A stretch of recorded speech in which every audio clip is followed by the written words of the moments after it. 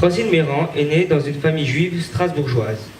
Elle exerce la profession de psychiatre et elle consacre son œuvre de peintre et de céramiste à la mémoire de la Shoah. Elle est influencée par Chaim Soutine et Anselm Kiefer. Depuis 2008, la mémoire de la Shoah et d'autres génocides s'incarne dans ses peintures, céramiques et textes pour relier l'art et l'histoire, les mémoires individuelles et la mémoire collective. Je vous prie de bien vouloir écouter tout ce qu'elle va vous dire car cela est très intéressant et vous allez apprendre beaucoup de choses. Je lui laisse maintenant la parole. C'est un petit peu difficile d'intervenir après Elios et je vais essayer. Il faut dire qu'on n'a pas tout à fait le même regard, même si on se rejoint sur beaucoup de plans. Moi, j'ai la particularité d'être psychiatre. Le psychiatre, il est dans une position d'écoute.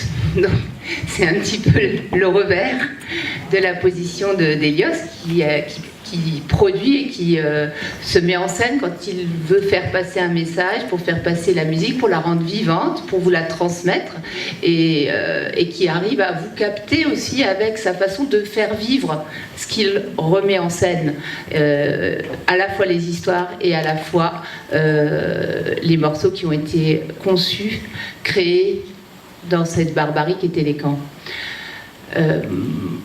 Moi, je suis psychiatre, donc j'ai l'habitude d'écouter les souffrances individuelles, de me mettre plus en position d'écoute. Et dans la peinture, je ne suis pas artiste. Je fais œuvre d'artiste, si on veut, parce que je peins, mais quelque part, mon regard de psychiatre vient quand même perturber ce que je peins. Un artiste, il essaye de créer une œuvre, enfin, ou de se mettre à créer quelque chose, et moi, j'essaye de transmettre quelque chose dans ce que je crée. C'est pas tout à fait la même chose. Donc, la complexité de la place que je prends, c'est que je me dois à la fois de garder vivant ce que je peins, donc de ne pas les trahir, et ce qui fait que je suis obligée de me tenir à une position de ressemblance dans mes portraits, ce qui est compliqué parce que si c'est pour faire une photo, c'est pas la peine, on prend les photos. Comme je travaille à partir des photos, c'est aussi compliqué parce que c'est difficile pour moi de rendre vivant quelqu'un dont on n'a pas les photos et dont on n'a pas de traces visuelles, et c'est une douleur pour moi, ça, de ne pas pouvoir rendre vivants ceux qui ont disparu sans laisser aucune trace. C'est quelque chose qui est pour moi insupportable, de penser qu'il y a des gens qui sont partis sans laisser aucune trace, que la trace de la mémoire chez les descendants, et où je ne peux rien faire. Je ne peux rien faire parce que je ne peux pas représenter quelqu'un et sa vie alors que je n'ai pas de traces visuelles.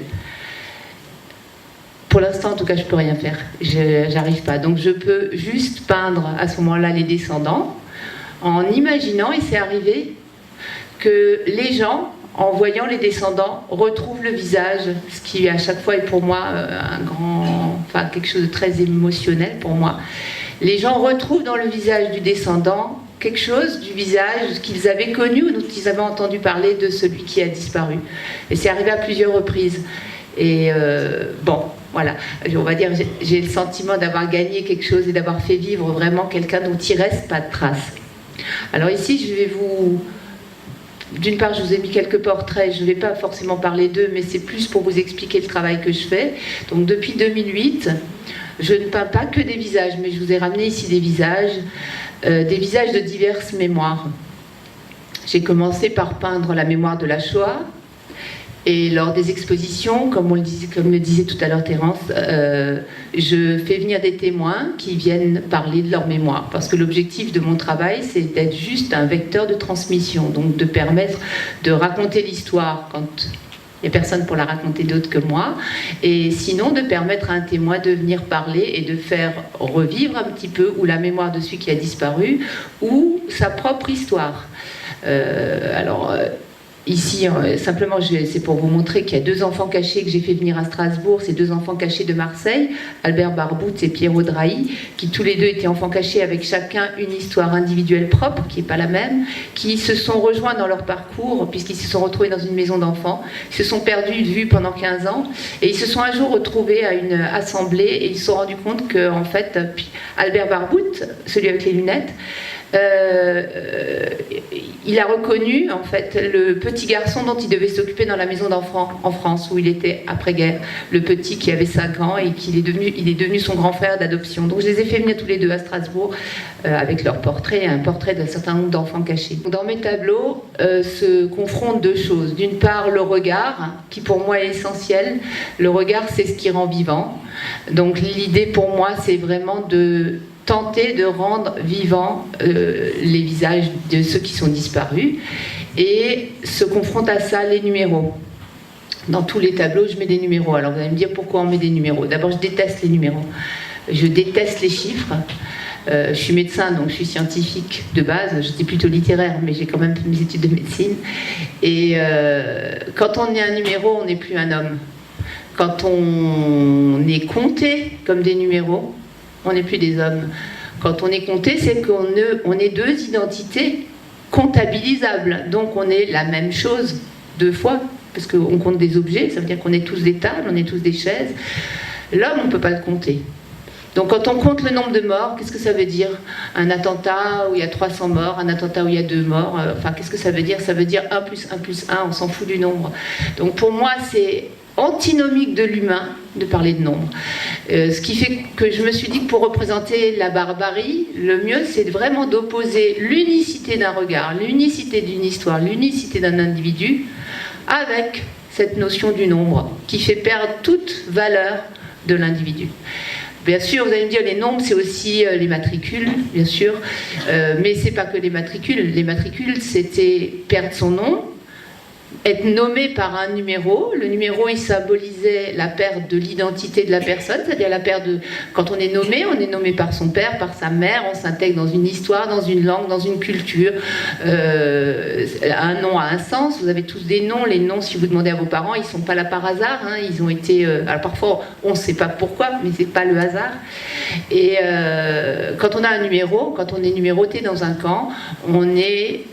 juste signifié de la date dans laquelle on est rentré dans le camp. Point. On sait qu'on est rentré avant celui-là, en même temps que celui-là, après celui-là. Quand on a un petit numéro, c'est qu'on est arrivé très tôt dans le camp, donc on est plus reconnu parce qu'on a survécu longtemps. C'est tout ce que vient dire le numéro. En plus, c'est un numéro que les déportés disaient en allemand. Donc devait, au moment de l'appel, était appelé avec un numéro en allemand. C'est-à-dire qu'il y avait en plus, même là-dedans, la perte de leur langue. Donc pour moi, vraiment, l'inhumain, la déshumanisation, elle est symbolisée par le numéro. C'est ce que je fais jouer dans mes toiles. Et dans mes toiles, c'est essentiel que le visage, le regard soit plus fort que le numéro. Le visage doit vous parler. Enfin, l'idée, c'est qu'on est face à un individu, et nous, individus, on se retrouve dans le regard de l'autre individu. Et si dans la vie, on est face à quelqu'un d'autre, d'un individu à un autre individu, il n'y a plus d'antisémitisme, je suis peut-être simpliste, mais quand même, il n'y a plus de racisme. Parce que si dans l'autre, on retrouve son soi-même,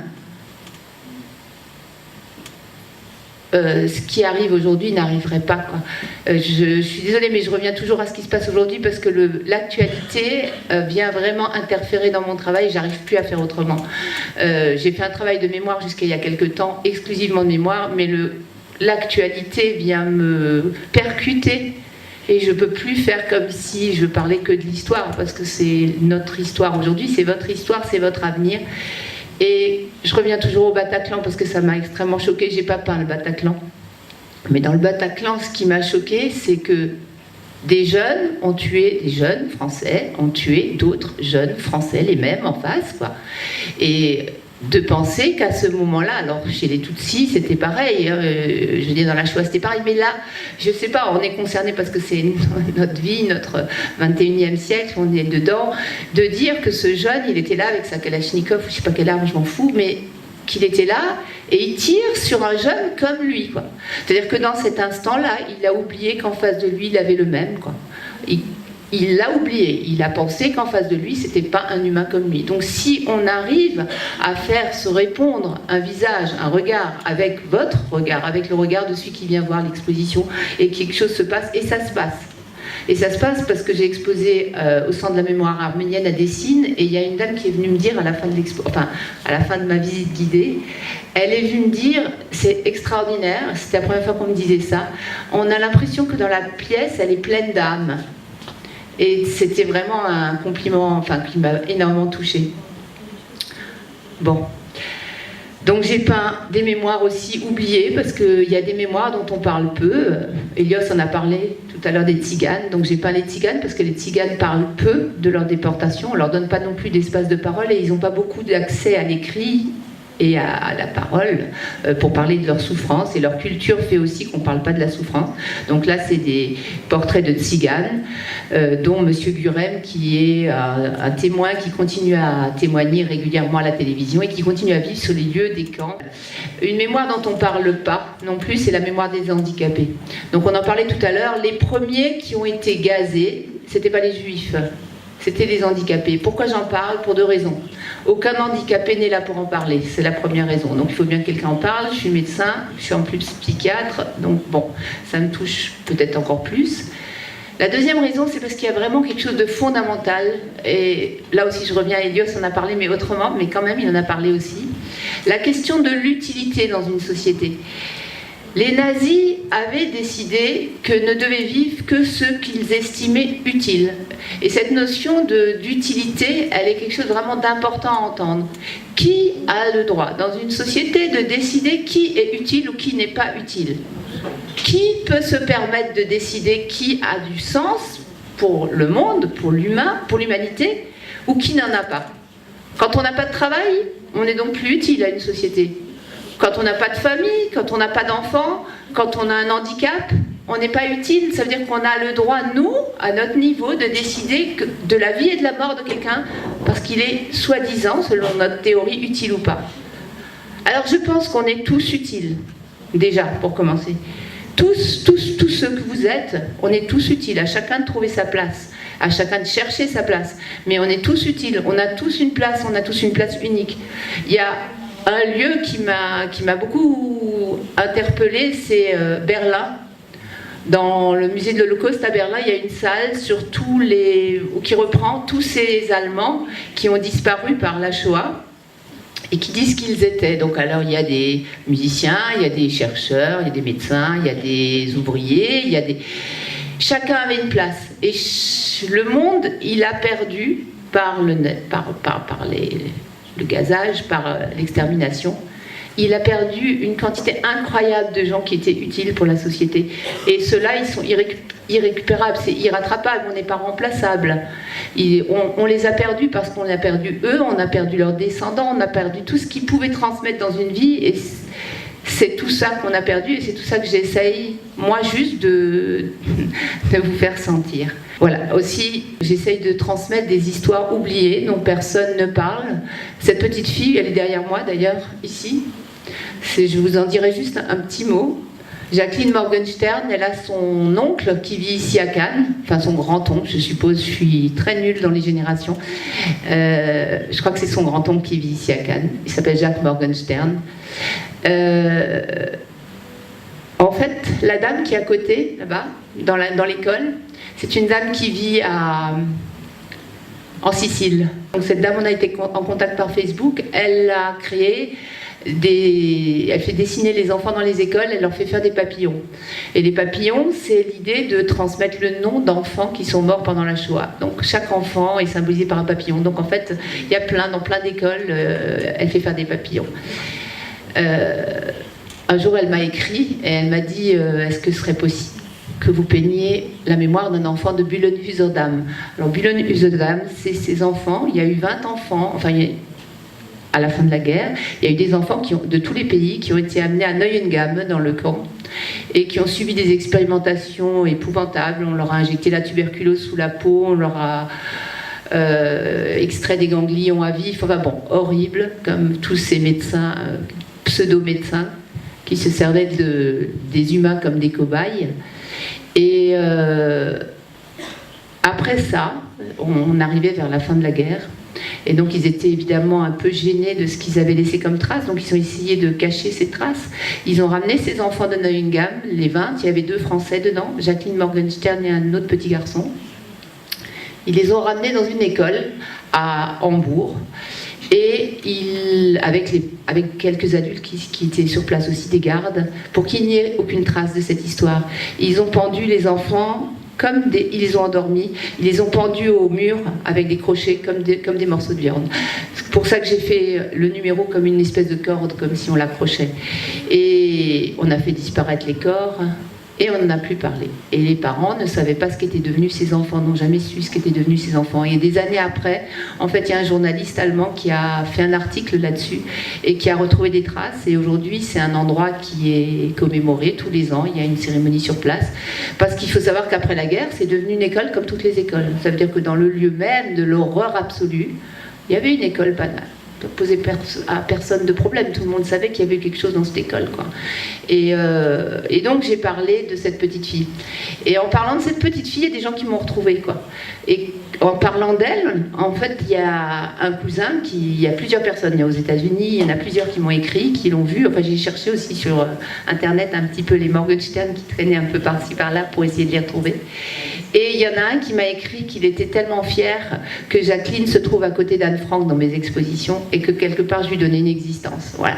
Donc c'était grâce à cette enseignante que j'ai connu une histoire et grâce à ça que je transmets comme ça une histoire qui serait inconnue, et Jacqueline Morgenstern serait une inconnue totale, sauf pour sa famille qui l'a retrouvée. Donc il y a de la famille à Paris, il y a de la famille aux États-Unis, il y en a à Cannes. Je l'ai appris il y a 8 jours qu'il y avait quelqu'un à Cannes. Dans mes expositions, j'essaye aussi de faire se rencontrer, comme ce qui se passe ici dans cette école, de faire se rencontrer les mémoires. Quand on a un gros problème dans la question de la transmission de la mémoire, c'est les conflits de mémoire.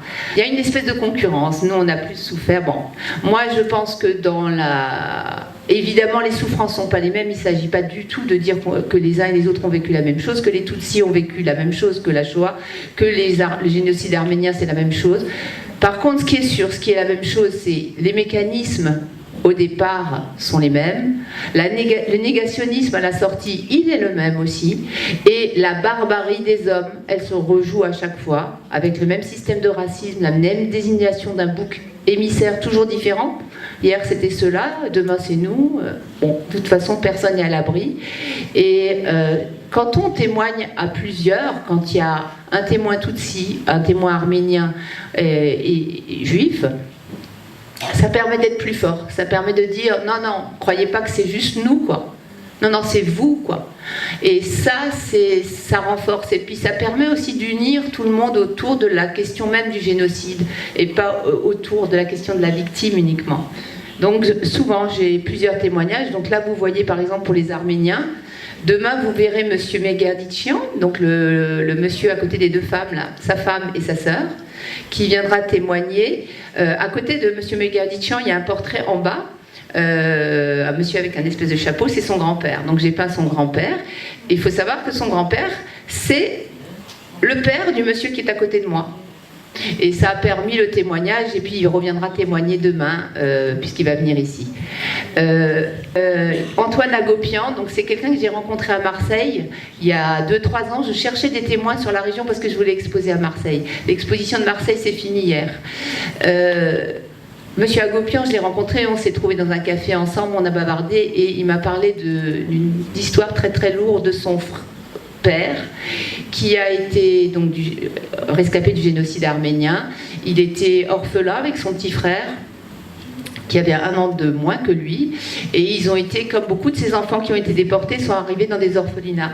Et dans l'orphelinat, on les a envoyés par ordre d'âge il a été envoyé au Canada. Certains enfants étaient envoyés, les Canadiens venaient les chercher. Et on lui a dit, ton frère viendra l'année prochaine. Et le frère n'est jamais venu. Et le frère n'est jamais venu et il n'a jamais retrouvé la trace de son frère. Alors je lui ai dit que j'allais peindre son frère. Et donc j'ai fait le portrait du petit garçon au-dessus de lui. C'est son oncle en fait, j'allais peindre ce frère disparu. Et lors de l'exposition à Marseille, il est venu avec la photo de son papa parce qu'en fait il m'a expliqué que son père était décédé, que toute sa vie durant, il avait gardé la photo de son frère dans la poche. Et bon, c'est une façon un peu de les avoir réunis, on va dire, quelque part. Et voilà, Monsieur Hagopian, personne ne le connaît. C'était pas la question, c'était la question de symboliser quelque chose d'une histoire qui aurait disparu et que je transmets. Et dans les visites, dans les écoles, quand j'interviens, l'idée c'est de ramener des visages d'enfants avec leur histoire et l'histoire du frère de l'oncle de Monsieur Hagopian. Pour les Tutsis, alors, je pense qu'il y en a peut-être ici qui connaissent Alain et Dafrosa Gauthier, c'est les beaux-parents de Gaël Faye que vous avez vu il y a 2 jours. Et ils se battent pour la mémoire et pour la justice.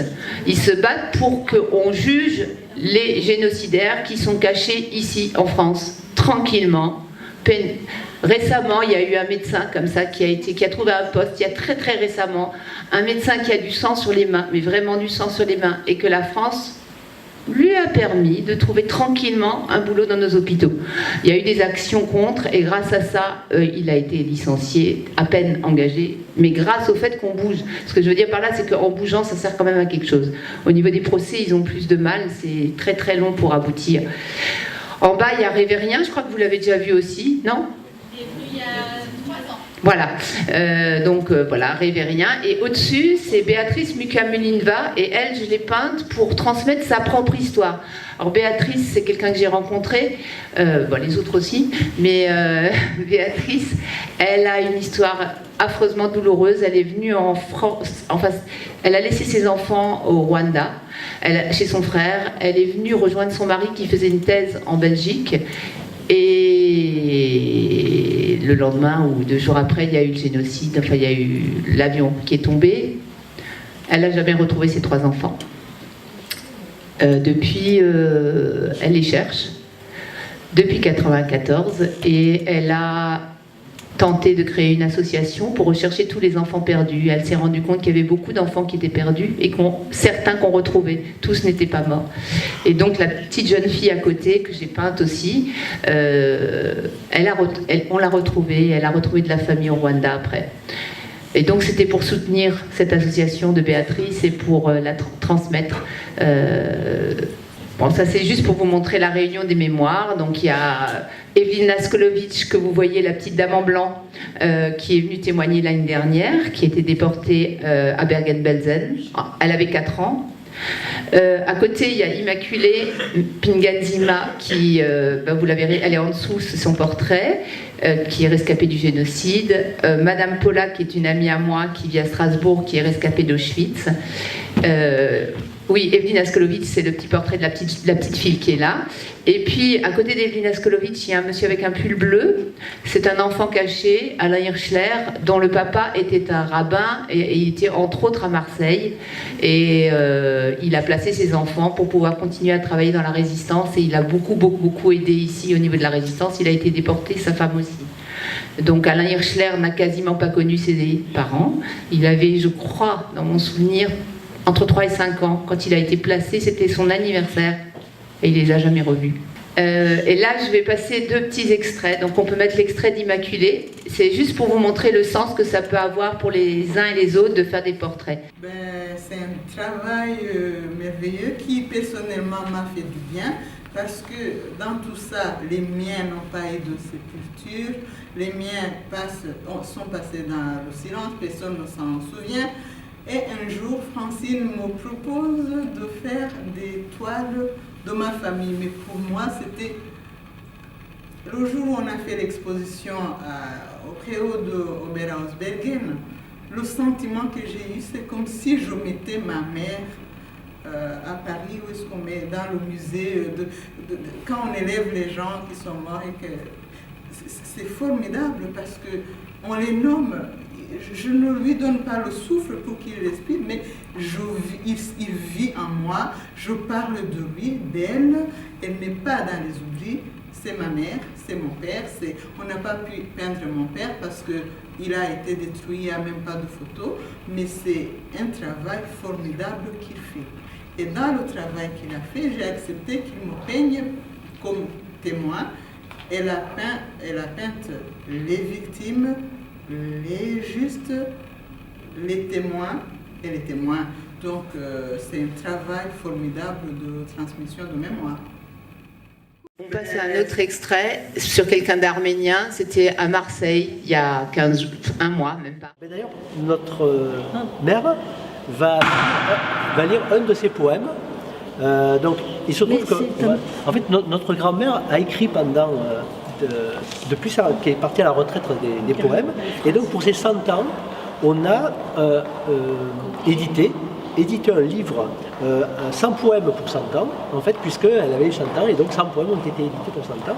Et derrière, il y a sa photo qui a été prise lorsqu'elle a obtenu son diplôme à Istanbul. Voilà. Et donc, en fait, c'est la seule photo qu'elle a ramenée. C'est celle qui est au milieu? C'est celle qui est au milieu, là. Avec le halo. Voilà, avec le halo. C'est celle-là, à quelques années d'écart. C'est pareil, hein, il n'a pas changé. Vous voyez, il y a une ressemblance quand même. Et donc, maman va vous lire un extrait d'un de ses poèmes. Alors, c'est un poème sur la ville d'Adabazan. Elle va lire quelques phrases en arménien. Juste un petit peu, et puis après, elle lira en français. Pour comme ça, vous entendez la sonorité de la langue arménienne. Je crois que c'est important. Zner jem yes hot հայրենի դան մեջ նվիրական է անունդ ինձ անverջ նաև հուշերով լի դխուր ու ուրախ թարը նեգարոդել ու միշտ քաշել ահ. Maintenant je vais vous lire la traduction du poème. Ma chère maison natale d'Adabazar. Ça c'est elle l'a écrit elle avait 70 ans et elle se rappelle sa maison qu'elle a quittée avant de partir en déportation. Je suis née là, dans la maison familiale. Ton nom est sacré pour toujours, avec des tas de souvenirs tristes et gais. Et hélas, je ne peux plus que me languir de toi. Il se trouve que notre grand-mère nous a quittés juste à l'aube de 2015. C'est-à-dire que 2015 a été le centenaire du génocide des Arméniens. Et malheureusement, elle nous a quittés en septembre, alors qu'elle avait encore tant de choses à dire. Et lorsqu'elle nous a quittés... Elle avait 106 ans. Hein. Elle avait 106 ans, presque 107 ans. En fait, on dit presque 107 ans parce que c'était à 2 mois de son anniversaire. Et elle nous a quittés avec ce qu'elle avait de plus cher, puisqu'elle a dit, moi j'ai 2 choses qui sont les plus chères, ce sont mes jambes et ma tête. Et donc, elle était toujours sur ses jambes et elle avait toujours sa tête. Et donc ça, je crois que c'est une grande fierté. Et donc, lorsqu'elle nous a quittés, à l'aube de 2015, donc en 2015, il y a eu beaucoup d'événements pour célébrer le centenaire du génocide des Arméniens. Et puis notre grand-mère, voilà, son portrait a été repris, sa photo a été reprise ici et là. Et puis un jour, ma sœur sur Internet voit une peinture faite d'après la photo de notre grand-mère. Et là, on s'est dit, mais d'où ça vient? Et donc c'est cette photo. Donc voilà, on voit aujourd'hui pour la première fois en vrai la photo qu'on a vue, mais alors de partout sur Internet. Et donc Francine, qui est là, on l'a contactée par email. On a dit, peut-être. Donc, et Francine, on lui a dit, mais c'est absolument remarquable d'avoir fait notre grand-mère, d'avoir fait Mémé. Et puis donc elle a commencé on a commencé à interagir par email, à échanger par email. Et puis, quand aujourd'hui, fort heureusement, cette occasion nous a été donnée de nous rencontrer, ben voilà, en fait, on a passé la journée ensemble. Ouais. C'est tous ensemble, ça a permis de discuter de beaucoup de choses, d'échanger.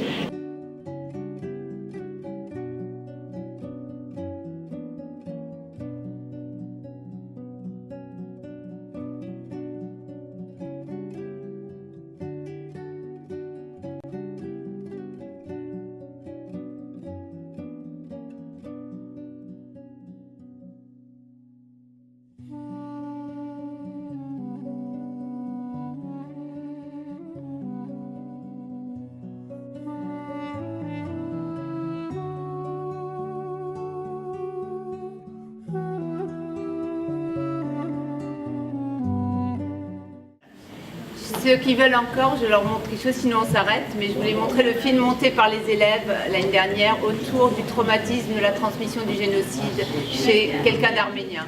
En fait, c'est un enseignant d'histoire géo qui n'a jamais, qui a vécu le génocide à travers l'histoire de ses grands-parents et qui est resté totalement traumatisé par l'histoire que ses grands-parents lui ont racontée, en tout cas par le jour où ses grands-parents lui ont raconté. Il avait 10 ans à ce moment-là, c'est l'âge où son grand-père a subi le génocide. Donc quelque part, il va vous expliquer en fait, que sa vie s'est arrêtée pratiquement à lui, petit-fils, le jour où il a su, où il a entendu son grand-père et sa grand-mère lui parler. Et en fait, on a fait un interview avec une classe que j'ai suivie pendant un certain temps. Et du coup, j'ai monté ce film après.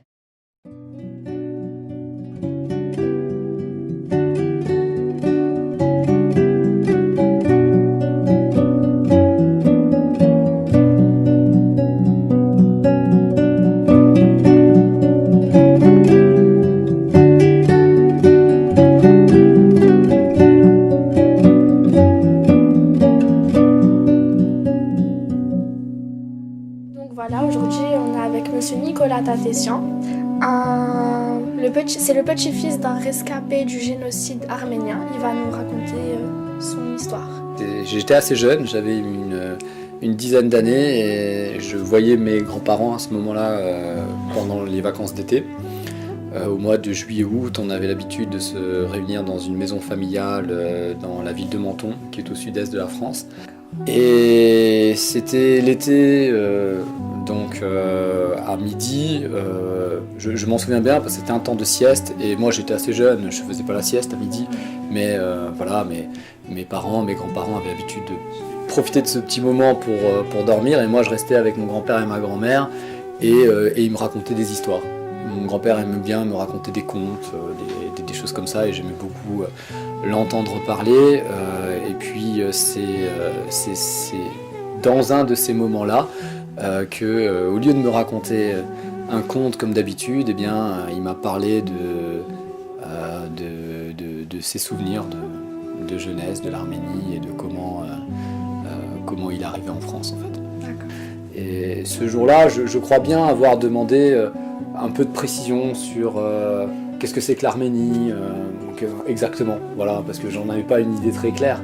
Et c'est là qui pour me l'expliquer, eh bien, il m'a raconté que c'était un pays lointain et que c'était et j'ai dû lui demander, je crois, que est-ce qu'un jour il m'emmènerait. Et c'est là qu'il s'est senti obligé de me raconter, parce qu'en fait non, il n'y avait pas pour lui de retour possible. Et c'est ça que j'ai pas compris sur le coup et qui l'a cherché à m'expliquer en me disant que c'était un monde fini. Voilà, ça n'existait plus. Et pour m'expliquer ça, il m'a expliqué ce qui s'est passé et il a commencé à me parler. Puis ensuite, chose qui n'était pas commune, ma grand-mère est venue nous rejoindre et elle m'a aussi parlé de son histoire. C'est la seule fois où après, plus tard, j'en ai un petit peu parlé avec eux, mais on n'a jamais eu une discussion aussi poussée et aussi précise que ce qu'on a eu ce jour-là. Au bout d'un moment, je me souviens d'avoir décroché de ce qu'il me disait, d'avoir simplement regardé par la fenêtre.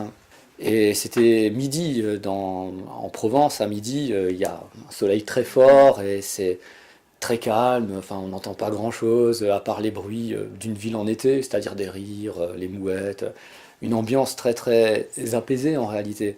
Et je me souviens avoir ressenti un grand trouble entre le calme paisible de cette journée et les mots que j'étais en train d'entendre. Et c'est comme si en fait le monde avait pas vraiment de sens en fait. Je me disais comment c'est possible que... Parce que mes grands-parents en plus, en me racontant ça, ils ont pleuré. Et voir mes grands-parents pleurer, je crois que c'est pour ça que j'ai tourné les regards, parce que j'étais gêné, je savais pas comment les regarder et comment je devais réagir. Et en détournant les yeux et en me reconnectant sur le monde et ce qu'il était, ça me semblait tellement étrange que mes grands-parents, qui étaient des êtres que j'adorais, qui étaient gentils, aient pu subir une chose pareille dans un monde qui me paraissait jusque-là être un monde... Enfin, j'avais pas une grande connaissance à 10 ans de ce qu'était le monde et de ce qu'il pouvait y en avoir, mais j'avais l'impression que tout se passait plutôt bien. Mon impression première a été, en fait, les monstres existent. Je me souviens d'avoir pensé ça. Je me souviens même pas d'avoir posé la question du pourquoi, en fait. Peut-être que je l'ai posé, mais c'était pas la question qui me paraissait être la plus importante. Pourquoi c'est arrivé ? Ça peut paraître bizarre de dire ça comme ça, en fait, mais ce qui m'a plus frappé, c'était tout simplement que ce soit possible. Et à vrai dire, peu importe la cause, parce que je voyais même pas... à vrai dire, rien qu'en posant pourquoi, c'est comme s'il pouvait y avoir une bonne raison. Et cette question ne m'est même pas venue à l'esprit parce que je savais d'entrée de jeu qu'il ne peut pas y avoir de bonnes raisons. Donc c'est pas vers ça que je suis allé. Je me suis juste demandé comment on en arrive à ce que des gens qui ont fait ça à mes grands-parents avaient une famille, ils avaient des enfants, ils aimaient des gens. Et comment des gens finalement qui sont capables d'amour avec les leurs sont capables de faire ça à d'autres gens. Voilà. Ça m'a mis en colère parce que je me souviens qu'à partir de là, j'ai cessé de croire immédiatement dans les adultes que j'avais en face de moi. J'ai le souvenir très net d'entendre ma grand-mère employer des mots et me raconter les violences qu'elle a vu subir sur sa famille. Et entendre les mots de ma grand-mère, ça a été un choc. J'arrivais pas à comprendre comment c'était possible de continuer à vivre après ça. Ça m'a longtemps travaillé, le fait cette rapidité avec laquelle la banalité du quotidien peut être anéantie par la soudaineté de la brutalité. Et votre grand-mère, elle a perdu des proches ? Elle a perdu sa tante, qu'elle a vue mourir devant elle, une de ses sœurs de sa mère. Un de ses frères aussi qui a été enlevé. Elle n'a jamais revu son frère, mais sans doute que lui a grandi sans jamais savoir d'où vraiment il venait. Elle m'a pas trop parlé de la déportation.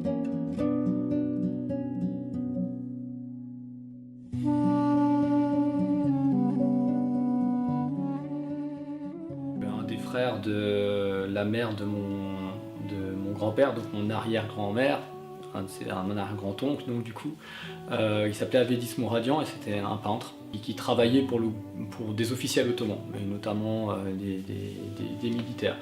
Le père de mon grand-père était aussi lié à l'armée puisqu'il fournissait l'armée ottomane en bois. Donc de par ces liens, ils ont bénéficié d'un certain nombre d'aides et puis ils ont réchappé, on va dire, au pire. Au début des déportations et des persécutions, donc mon arrière-grand-père a quitté avec un visa commercial l'Empire ottoman pour la Grèce en pensant se mettre à l'abri sans imaginer que sa famille aurait pu être rattrapée ou concernée par les persécutions. Ils ont été épargnés, mais ceci dit, ils ont quand même été déplacés, leurs biens ont été confisqués, mais ils ont quand même tout perdu. Et surtout, mon arrière-grand-père a donc perdu de vue sa famille. Et après la guerre, quand il était devenu clair qu'il serait plus possible de retourner dans ce qui était en train de devenir la Turquie, et plus l'Empire ottoman, les gens comme mes arrière-grands-parents se sont retrouvés apatrides. Parce que la République turque ne reconnaissait pas leur nationalité. Et il a attendu que des bateaux arrivent, et le bateau qu'il a finalement pris était un bateau qui était en partance pour Marseille, et sur lequel il y avait le reste de sa famille. Et ils se sont tous retrouvés finalement avec les autres réfugiés installé dans la banlieue marseillaise. Il a toujours été soucieux de montrer qu'au final c'était la vie qui l'emportait. Je ne crois pas que ma grand-mère était aussi optimiste que lui. Et vous êtes déjà allé en Arménie ? Alors, il faut que je donne deux réponses là pour le coup, parce que l'Arménie c'est beaucoup de choses. Je suis déjà allé en République d'Arménie, donc, ce qui est aujourd'hui le pays sur une carte. Si on cherche l'Arménie, voilà, la capitale Yerevan. C'est pas du tout le pays de mes ancêtres parce que mon grand-père et sa famille sont originaires de Sivas. Et du côté de ma grand-mère, c'est la ville de Diyarbakir, donc, qui est dans l'actuel Kurdistan turc. J'ai eu l'occasion d'aller à Sivas, j'ai jamais eu l'occasion d'aller à Diyarbakir. Et l'histoire que vos grands-parents vous ont transmise, vous comptez le transmettre à vos enfants ? Je commence à me poser cette question depuis quelque temps. Ma fille sait que je parle l'arménien, que j'ai souvent l'occasion d'y aller. Elle a envie que je l'emmène, elle commence à grandir et elle veut un petit peu partager ça avec moi. Il y aura bien un moment où il faudra que j'en parle avec elle de ça. Et très honnêtement, je ne sais pas du tout comment je vais faire. Je ne pense pas que je vais faire comme l'ont fait mes grands-parents, parce que je pense qu'ils m'en ont parlé trop tôt. Le danger, quand on est finalement dans une position d'héritier d'une histoire du génocide, c'est que je rencontre beaucoup de gens arméniens, par exemple, qui ont peur de la disparition de leur identité.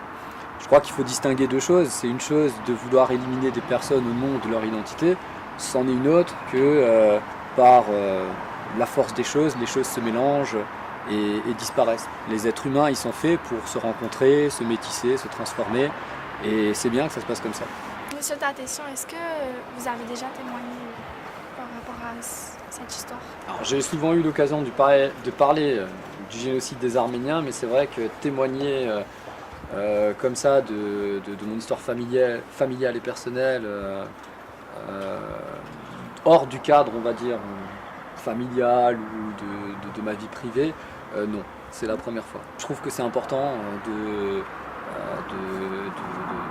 présenter les réflexions et l'impact d'un récit de témoignage sur une vie. C'est un peu de l'histoire incarnée quelque part, puisque voilà, ça nous rattache à un événement qui s'est passé il y a plus d'un siècle et dont l'écho finalement a toujours des conséquences dans notre existence. Vous le vivez comment aujourd'hui, le fait que certaines personnes nient encore ce génocide? Certaines personnes, ça a pour moi pas forcément un impact, mais c'est surtout la position politique du gouvernement en particulier de la République de Turquie ou de la République d'Azerbaïdjan ou d'un certain nombre d'autres États. Ça, effectivement, c'est quelque chose qui pose question. C'est un débat politique.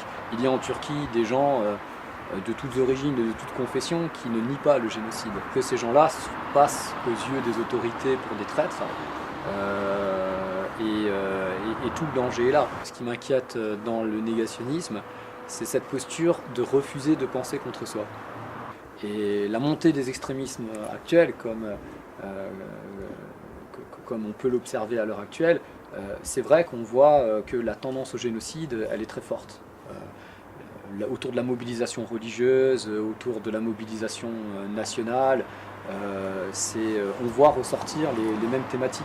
Le fond du problème d'impulser une raison de rejeter l'autre, c'est en soi déjà mettre un pas vers l'acceptation de sa mort.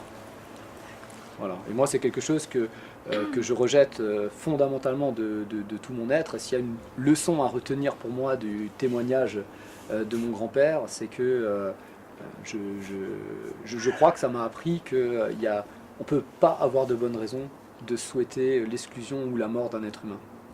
Voilà. Quel que soit l'argument qui est avancé, il est forcément à rejeter. Et je voulais aussi montrer le tableau de votre grand-père qui a été peint par Madame Francine Méran. Les historiens, quand ils parlent des génocides ou lorsqu'on en parle à la télévision, dans les médias, on parle toujours du nombre de morts.